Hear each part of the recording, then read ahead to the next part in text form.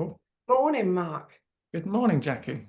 That in itself, Mark with a C, is very unusual, isn't it? Yeah, there's a story attached to that too, but yeah. Oh, go on, tell us that then, just to introduce you a bit. Well, my mum and dad were very, very different types of people. I don't know how they even connected, but he told her at the last minute, "Oh, we're calling him Childs. It's my middle name and it goes in the family." And my mum was not very good with her words sometimes. She swore at him and ran off and went to my godmother to be and said he wants to call him Childs, and I'm glad they didn't. And then my godmother came up with Mark with a C, Kevin, and then they went to the registry office together without my father and named me. So I'm so glad that that was my name. I didn't want Charles. That was the same as my husband because his dad's name was Cecil and they were going to call him Cecil. Wow. He said I'd have been straight down the registry thing at 18.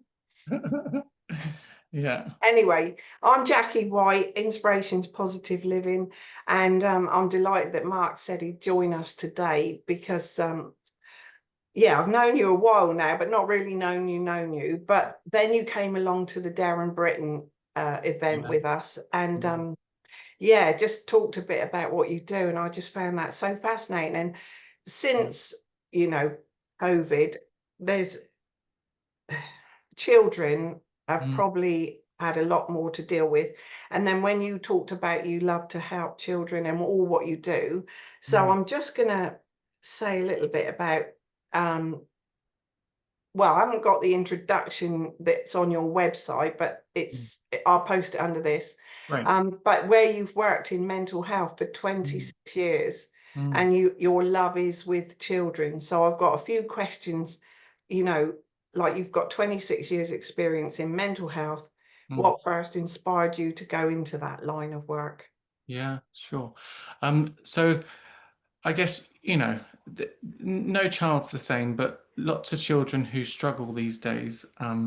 It's around trauma, it's around attachment issues, and uh, yeah, acute stressful situations that they end up in. And we're becoming more and more knowledgeable now about the language of neurodivergence. And we weren't 20 years ago. And all of these things I struggled with in my childhood. I had very different parents, I guess, with mental health issues, with neurodivergence, and I significantly struggled socially with anxiety and learning. And I guess I didn't understand it. I couldn't put a language to it. But and life at home was particularly difficult with my mother, who passed when I was 16, due to her mental health. But yeah, I just needed an outlet to not be at home and uh, be embroiled in the stress and the drama. So I learned about St. John's Ambulance at 14 years old. It was just such a blessing, and I started going along to that. I think it was one evening a week, and then there'd be training for first aid and various other courses, and yeah, just lots of courses to build up your confidence and to get awards and things. And then there were first aid duties at local fates. Extra Gardens was one of my favorite to go to. Oh, And you'd get a yeah. free lunch, and it was, yeah, so beautiful to go and do first aid there. And then I got into some voluntary work at a nursing home via St. John's Ambulance with older people. That was in Blackfield somewhere. It was lovely, and I really increased in confidence and feedback from the carers there and the older adults, reading to them, helping them with eating, and it really developed my ability to feel at ease with myself and know that I'm appreciated. Um, and yeah, it was a great distraction, and it just got me out. It got me more confident, and got me realizing I am good at something.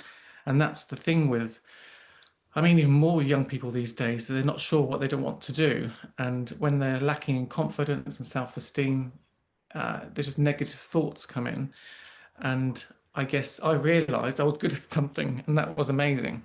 Yeah. Um, it was caring, and so I did more and more of that. I then got a role in a companion service, taking out young adults with disabilities like Down syndrome, etc. And we'd go to cafes and bowling and cinema and beaches and stuff. And confidence just grew and grew. And I did health and social care at Hardley sixth form. It was called Hardley back then. And I had to do 3 years because my learning wasn't that great. So it was a year's course and then 2 years advanced in health and social care.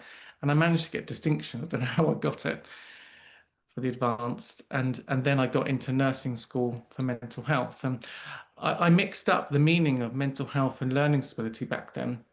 And I thought mental health was learning disability, but I was so glad that I did because there's much more scope for progress in that area. And yeah, it just went from there really. And I just feel so blessed that I had that outlet to realize I was good at something, because that's the thing with young people, they struggle to know, what am I good It's at? so insular now, where you're on a PlayStation, or if you're, put in front of the telly, and that's not a criticism, it's just how life is a lot of the Mm. time. Can I just go back to, could you explain neurodiversity or not neuro? Yeah, absolutely. And of course, 20 years ago, I think that word wasn't used. It was autism. Um, Oh, and but neurodivergence is very, very wide, and we're understanding it better and better these days. And back all that time ago, it would be someone would be quite obvious in terms of maybe being non-verbal or semi-verbal and having lots of physical stimming and movements that they do. Um, but it wasn't understood that lots of other people are on the autism spectrum. So then the diagnosis changed to autism spectrum, then condition, then disorder, then condition. And now we're seeing that some people on the autism spectrum are actually quite verbal and intelligent, and some are mm, super intelligent in this world. There's lots of famous people that are super intelligent, but they lack in social skills or struggle socially. yes. And I didn't even reflect on this until my probably late 30s. I just always knew that I was anxious and I struggled socially and that I had trauma, and I lots of therapy for that. But it's so hard to decipher, um, because it's not always the case that someone who looks like they might be on the spectrum or has ADHD, for example, it's not always the case that that's what it is. It could be trauma, it could be attachment, but it could also be all three. And it takes a lot to assess that. But your question was about neurodivergence as a whole. Mm, So this includes, we knew about dyslexia a number of years yes. ago, Yes. problems with reading and writing, but we now know about dyscalculia, which I think is numbers. Oh, right. Um, yeah, like reading and understanding numbers. And then dyspraxia, it's around coordination. Oh, yes. I do know that one. Um, and and ADHD is now under the umbrella, and the various subtypes of autism spectrum. And there's some research, it's not, I wouldn't say it's prominent yet, but there's some growing research into bipolar disorder, especially in females, that could be a neurodivergence, and it might in some years to come be that diagnosis may potentially go because it's maybe seen as ADHD with manic episodes, and that's especially being seen in females. I can't claim that 100% at this stage, but there is growing research in it. And when I reflect on my mother, who was a very difficult person, who had these kind of manic episodes and impulsivity and risk taking, I certainly see that from her behavior. But yeah, I guess I've become so passionate about it because neurodivergence is a massive struggle for so many people, and it's so important to learn what is someone's neurotype. How are they struggling with their, and it's all about processing information in different ways. Um, and it can cause obviously confidence issues, self-esteem issues, anger, isolation, violence, just because no one's getting me, no one's understanding me. That's what young people will be feeling. And And I feel so passionate about connecting with young people and say, I'm hearing you. This is really, really hard. Let's try and understand it better. Because some of these young people aren't getting the observation or the support at school, they're not seeing it, and they need a professional to articulate it, do a report, and get them on their journey of getting looked at and getting support with it. When did you realise, or realise you were probably in trauma and needed to start healing? Because that is for a lot of people. Healing doesn't mean you've got to be sick. It means you're healing from a trauma, and trauma can be such a wide-ranging thing as well. But you started healing for yourself quite early again, I guess, Yeah. through St John Ambulance as well. Yeah, well, that was obviously healing for me as an outlet to get positive experiences in life and feedback from adults and praise, um, because that wasn't something I got in my childhood, unfortunately. And so I guess, I had a mother that was unpredictable, and unpleasant, to say the least. And I guess she had her own childhood traumas and maybe undiagnosed stuff. But it has an impact on the child. And there's lots of anxiety, and there were events in my childhood that were definitely traumatic, around her behavior and other things, that I would class as trauma. And then she died at 16, which was, yeah, a bit, a very horrible experience. And I was just starting sixth form, and I was lucky. I was given some good support. Mm. Um, my younger brother had to go in foster care, and my older brother stayed in the home that we had in where we lived in near Hive. And Rachel, who we know from church, Yes. um, I feel emotional because it was such a amazing. It was so I was so lucky to have support, um, and some people don't get it. But Rachel was given to me via Children's Services as a family support worker, and she was just amazing. She would come and meet up with me every week and talk things through, like counseling, and take me for a meal. And I guess that was an essential outlet for me to cope with what happened, and Wow. to keep nurturing me, to keep going, to keep going. And Rachel did amazing things like getting applications for funding and computer equipment, and to get me to university, which my nursing course, which was just amazing. Oh Yeah, my goodness, I had no idea, because obviously I know Rachel so well, but didn't know that. yeah, yeah. God. And so I feel very lucky because sometimes young people don't get these fairy godmothers, or these beautiful people coming into their lives to help them. And I feel very blessed that I did, and it kept me going in the right direction. Amazing. That's such a, so good to hear. Mm. Um, we're both spiritual. So do you feel, you've heard where we choose our parents for the lessons that we'll learn? Have you heard that? I have heard that. Yeah. I mean, again, it's our belief and what we believe from that. But I think there's something to it. I don't know. But yeah, because you would have been brought to them for some reason, because they probably needed a lot of help.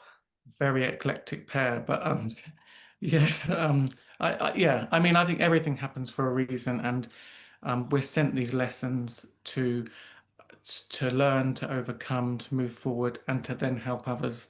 And that's the thing. Look, going forward, how many hundreds of people, thousands probably, that you've helped now, Yeah. children and adults, is just phenomenal. Had you not been on that path, but no one would wish you to have that beginning that you had, obviously, of Mm, mm, course. Oh my goodness. That's lovely that you found Rachel. My yeah. goodness. Oh, God. I wanted to ask you about why you go to New Zealand so often and how that ever come about. What have those experiences taught you about mental health? Do you find a difference in both countries? Because I think you're sort of half and half, aren't you? Well, I just haven't stopped traveling for the past 20 odd years. But to give a bit of a backstory, I guess I went to university at 19, and it was like when I got into halls of residence at Southampton General Hospital, it was like my life had started. And I started making friends, which was so hard for me before that. And I had no choice really because you're in halls of residence and all these lovely people want to meet you and go out for drinks and my anxiety just calmed down because these people were so nice. So I got through the nurse training.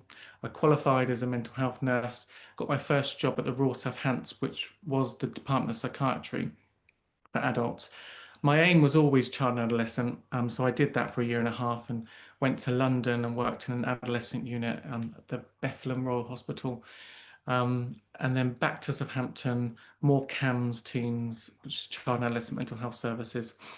And then in 2011, I was feeling really quite confident because life was going so well. Um, and I had friends that moved to New Zealand, and it was nurses were on the long-term skills shortage list. So it was so easy to go over there. So I spent just over 9 years in New Zealand, Oh, three in Auckland and five and a bit in Wellington. Um, Amazing experience, and obviously got to learn about different culture and travel the beautiful country endlessly, um, and train in more therapies. So I trained in cognitive behavioral therapy in 2004, and then EMDR in 2012 when I was in Auckland. And this lady, Sandy Rickman, she's English. Well, she's South African born, but she's quite well known in the EMDR world and here in England. And she came over there to do the training. And that was really pivotal for me because when you're working with anybody, a young person or adult, I'm not going to be negative about counselling, but counselling's nice, but it's supportive, and but I don't believe it always gets to the core, the underlying cause of the issue. And I really found with EMDR there were ways of getting to the core. And maybe we'll talk more about what EMDR is in a bit, but you're able to get to the core, like a first time that something happened, or a worst event that happened, and you manage to reprocess it and let go of it. Um, and I've done more and more additional training on top of that, but it's just so powerful to let go of things that are stuck in your mind, in your body, and sensory wise. So, yeah, it was massive for me being in New Zealand, for development of my skills and um, yeah, and I got my citizenship as well before I left to come back here in 2019. oh, lovely. That's amazing. Could you just say what EMDR stands for? Yeah, of course. So it's eye movement, desensitization, and reprocessing. So essentially, to explain it, whenever a horrible event happens, it could be a shocking bereavement, it could be someone being hurt, it could be a car accident. You're going to go into like a maybe a freeze response, but an acute stress response. And it's often likely that you're not going to sleep well that night. Hmm. Um, and and the night after, and potentially the night after. And there, I think it's about four phases of sleep that we have, but the latter one is REM, rapid eye movement sleep. Have you heard of that? Yes. Yeah. And it's so important that we get that every night because we don't want things building up in our short-term memory, especially stressful stuff, because it will affect our functioning and our confidence, our self-esteem, and our mood. So there are some lucky people in this world that no matter what happens to them, they sleep well. So they then thankfully don't develop post-trauma symptoms, but a lot of us don't sleep well after a stressful event or traumatic event. Mm. So that trauma stays in your short-term memory. And for some people, you know, you get people in their even in their 60s and 70s that realize I can't take this anymore, and they'll come for EMDR, and they will reprocess their trauma. But essentially, you're going back to an event, the worst part of it, the physical sensations in the body that you're experiencing, thinking about it, and the worst image, and then you're creating a form of rapid eye movement to gradually let go of that event bit by bit, like scenes in a movie. You're going through it slowly. And rapid eye movement, this was one of the first ways they were doing it. That hurts my arm. So there are other ways like butterfly tapping. Kids love that. It's bilateral. They call it bilateral stimulation. And I have these buzzies that you hold in your hand. They buzz left to right. You close your eyes, and it induces the rapid eye movement in a very natural way. It's calming. It's not upsetting for the body at all. And so, yeah, you're able to desensitize from past experiences and reprocess them, because we develop negative beliefs from an event like I'm not safe, or I'm not good enough, or I'm unlovable, and that gets stuck with the memory. So with EMDR, once you let go of the memory, you're then going to process that wasn't about me. Actually, I am safe, or I am okay, or I am good enough. And we process that positive belief, and then it sits, and you're able to move forward from that event. That's, do you know, it's brought back such a memory for me, because when I started with Inspirations Positive Living, I'll just tell you this quickly, but we were in Southampton at the a college in Archers Road. I can't remember the name, but anyway, and I got this girl to come up from Glastonbury, and I was so excited because there were some big names that were very interested in the fact she was coming. So I thought it was going to be an amazing event. And I had loads of people turn up that night, which, you know, and I'd never heard of her before. Oh my goodness, I found what she spoke about so traumatic, so upsetting, about what predicting the future. I mean, like I'm a very positive person, like to look at the best in everything.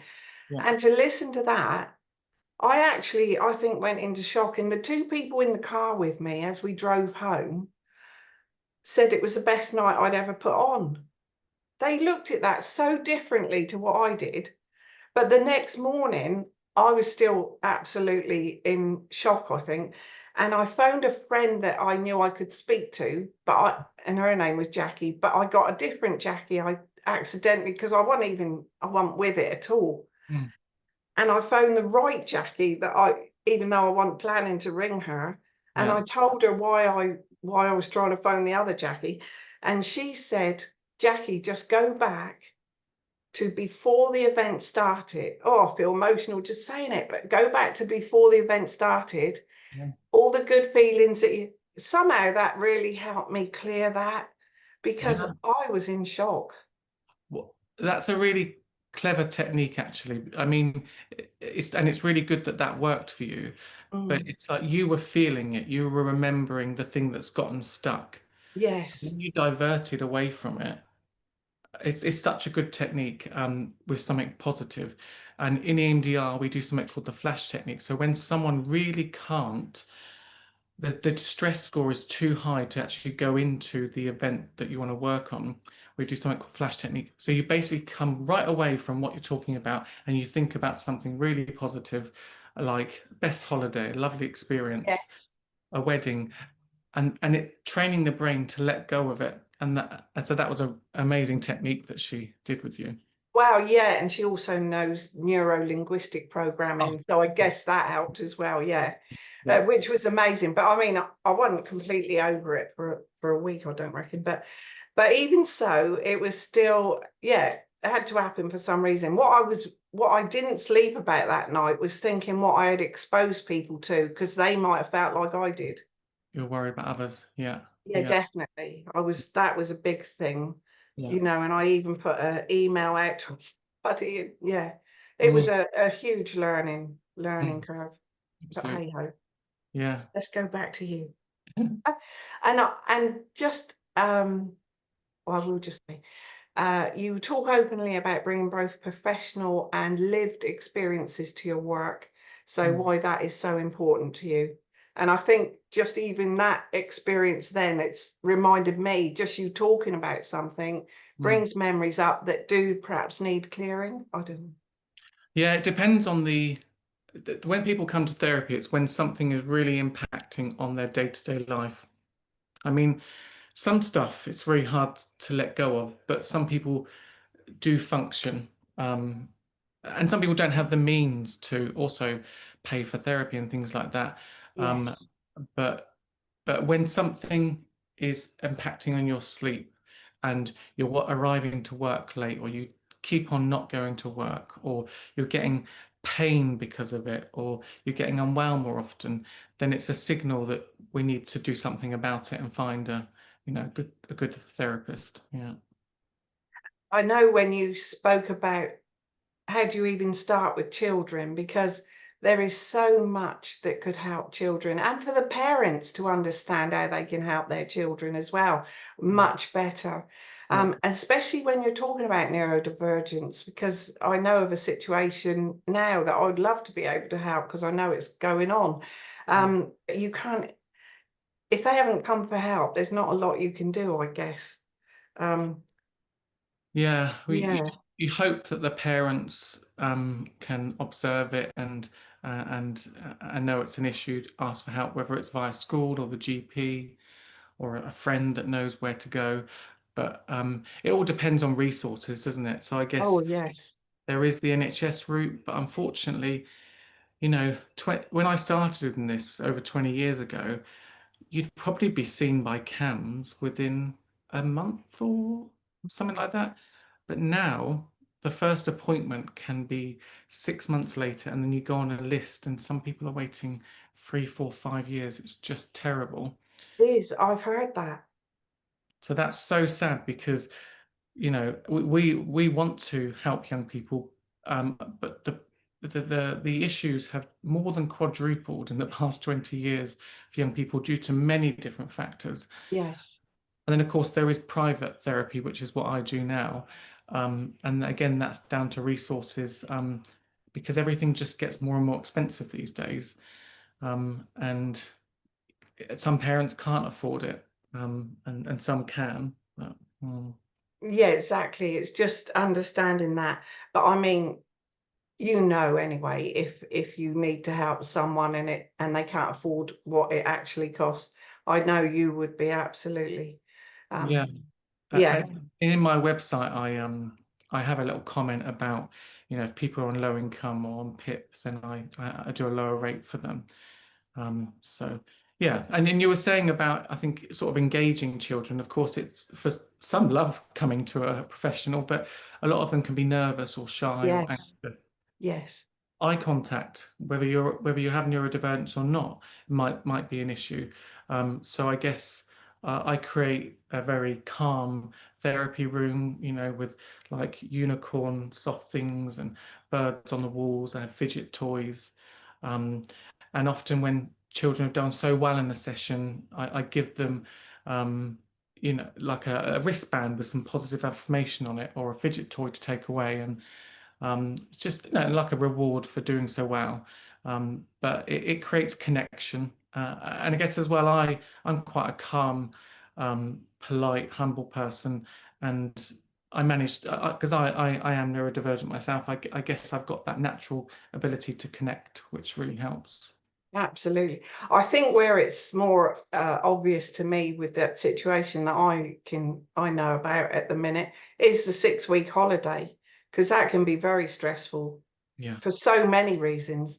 The feeling that the parents have to still go to work, a lot of them, and then what the child, yeah, there's a lot of things within that. Mm, So absolutely. yeah, I've got a few questions around children that because I think that's of great interest to people. Mm. Um, yeah, if a young person is struggling but doesn't want to talk, how can parents or loved ones approach them, would you say? It's a really hard one because I guess most parents hope that they've got they have a connection with their child, but they're struggling. Um, I guess it's trying to find the opportunity one-to-one to not necessarily directly go straight into the issue, but create opportunities for play or calm time or one-to-one time to for it to happen naturally, Mm. and to um, at some point the conversation might kind of develop into, I'm wondering if you've been struggling recently, or I can see that things are difficult, and using the word we as opposed to you and I, Yes, it's just so powerful, and it keeps that connection, and it's never blame, because of course sometimes we think something's our fault. yes. So when we use the word we, it can go a long way with getting them to open up and sharing the experience. And like when we're teaching techniques, sometimes we should, rather than just getting them to do it, we should do it together. It's sort of, it's co-emotional regulation. Um, and it obviously feels much nicer. It's more natural, and I get whole families doing this butterfly tapping or something called frog marching when they're upset, to let go of it and feel calmer. Um, so yeah, it's creating that time and space, because life can be chaotic with other children or other adults around, and it's trying to find those natural times. Um, yeah, going out for a walk, play stuff, those things. Yeah. I've only ever been on one retreat, and that was last year with Conscious Cafe. And I took along a pack of cards that was conversation starters. I don't know if that would, but that is an option. Like if you got a big family, or if the family sat around and we all take a card and look at which question you think is most interesting on that card to Yeah. ask them. I tell you that it was a fascinating evening just to sit around and decide which question we would ask. And it gave the opportunity to all of us to say something from our past that we would like to share, Yeah. that we don't often get asked. I know for me, when my wonderful auntie died, who brought my mum up in 1994, how I wish I could have sat down and asked her some of those questions. Never waste that opportunity, because that's with any age person. Yeah. They do like to know someone's interested in their life. Yeah, totally. And one of the games that I sometimes use with children and parents when they come for first sessions is like an emotions card game. So you get snap, pairs of like anger or something, or worries, and there's three questions on there, and you ask it to someone else in the room. And if parents are asking me that question that you did, it doesn't want to come, we're not getting conversations, I might recommend that card game to play as a family, because then it's modeling, talking about emotions and what they're like for the adults, what they're like for the Yes. sibling. Yeah. Yeah. Oh, Mm, that's a marvelous thing. Emotions is a massive thing, because we feel it's wrong or bad to be angry, mm, or a lot of people would. So to mm. have a conversation around that, because it's not, it's just how you Yeah, get rid of it, I guess. absolutely. Yeah. Oh, interesting. Acknowledge it, accept it, understand it, let go of it. Wonderful. Um, what's one thing you would say to a parent who feels like they're getting everything wrong? I think that a lot of parents feel that. It's very common. But often they've told me a lot of information already, and I would say, you have explained the amount that you do for your children. You are doing so much. You are trying so hard. This is evidence. So please don't beat yourself up. And you're here now, you're talking to me, you're fighting for your child, and we're going to move forward. So I help them to disperse that belief. Yeah. Oh, Mark, it's fascinating. I love anything like this, anything that can help adults or children. I just find it really wonderful. I love conversations like this. And we go to the spiritual chart. I know you can't get there as much as I do, but when it comes up about the philosophy, I'm always asking the questions if we ever get the opportunity. Yeah. Sure. Why do we sometimes feel like we don't fit in, even when we're surrounded by people? Or what is masking? That's Well, I probably guess too there's difficult. a few prongs to that, and of course we're talking a lot about neurodivergence, but even aside from that, neurotypical is what we refer to as someone who's not neurodivergent. Um, but there's so much judgment in society these days, Yes. and social behaviors that people do. And I'm just thinking about sometimes I've heard about mums going to a park or in the school playground. There can be dynamics there, and feeling like you're not fitting in, Mhm. and feel like you're back at school again. Um, so it's not always about neurodivergence, but it's the social circles you're going to or the community places. There is always um, there is always sometimes judgmental people or groups of people, and if you already have had issues in the past, it just adds to it, and you become more reclusive. So that can be people not fitting in, and of course, children and adults now who have diagnosed or undiagnosed neurodivergence, they don't feel like they fit in because they struggle to read or struggle to write or struggle to process information or to be heard or to explain themselves because it's so difficult to get your words out. Um, and then that if that happens over a long period of time, people sometimes people don't include you or yeah, anxiety goes up and you behave in a certain way to try and keep on coping, which is the masking. And sometimes people don't appear to be neurodivergent because they're smiling all the time and yes, please, Yes. thank you, Yes. and always so polite. And then when they get home, they're exhausted from all this masking. Yeah, very complicated. That's the sort of people you know you can a conversation, yeah, with the we in it probably is, Yeah, yeah, yeah.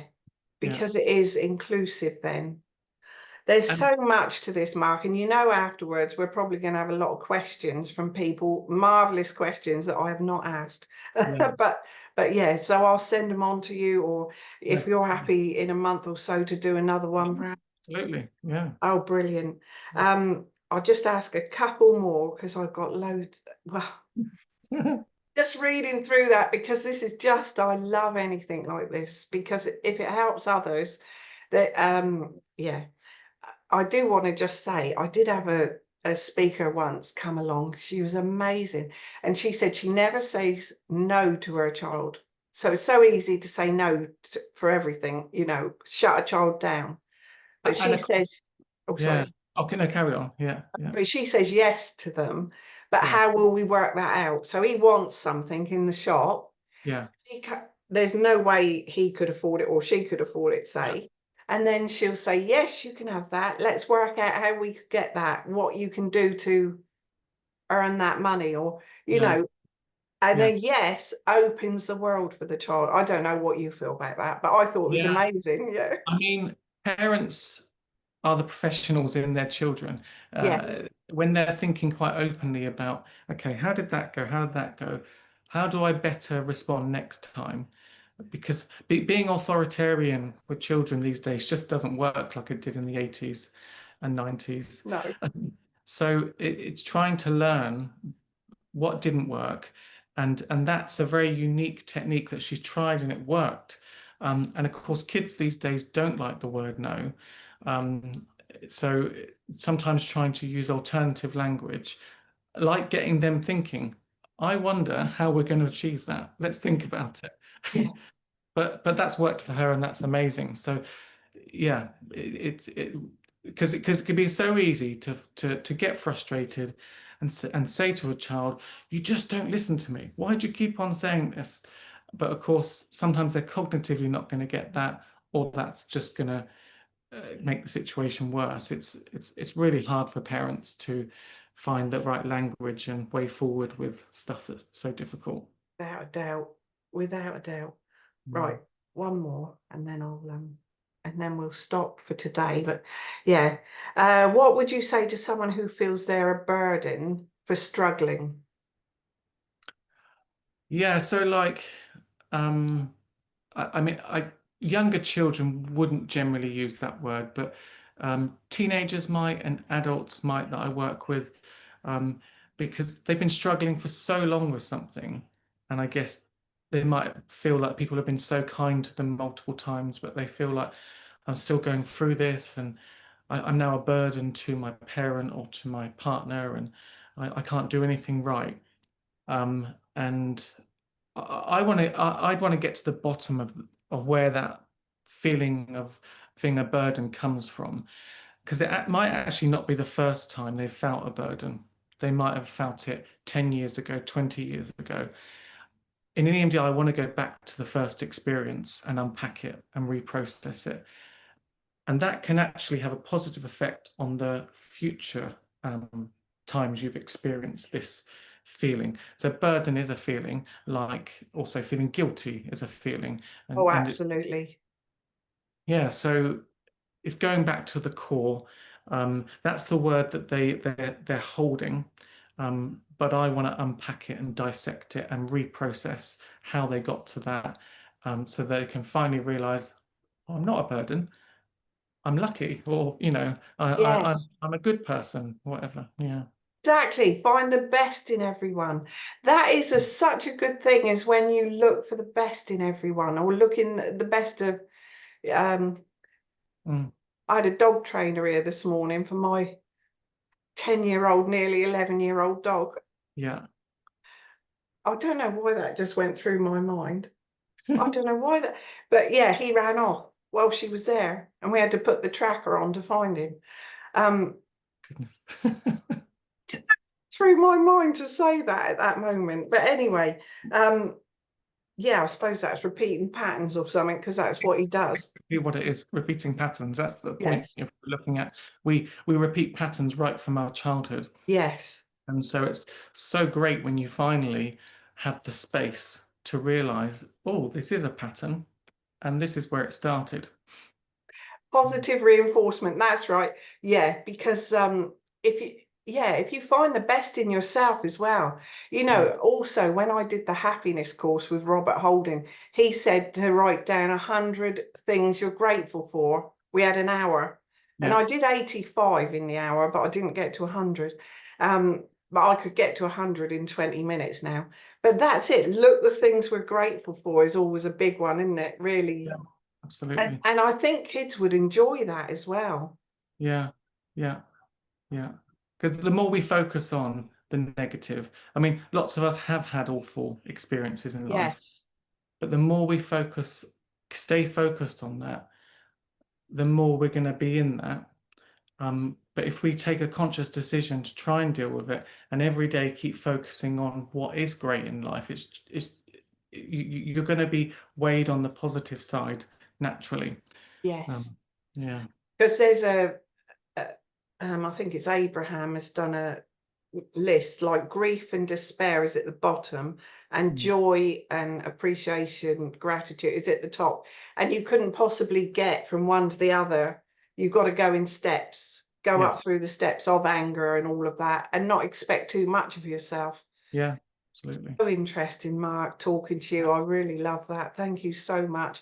Thank you. Um, yeah, if we leave it there for today, but if you're happy to do another one in a month or so, and Sure. if there's any questions anyone wants to ask, I'll obviously put them to Mark next Yeah, time. brilliant. Cool. Thank you, Jackie. Bless you. Thank you so Yeah, much. thanks a lot. See you soon. See you soon. All Bye. right. Thank you, Bye. anyone watching.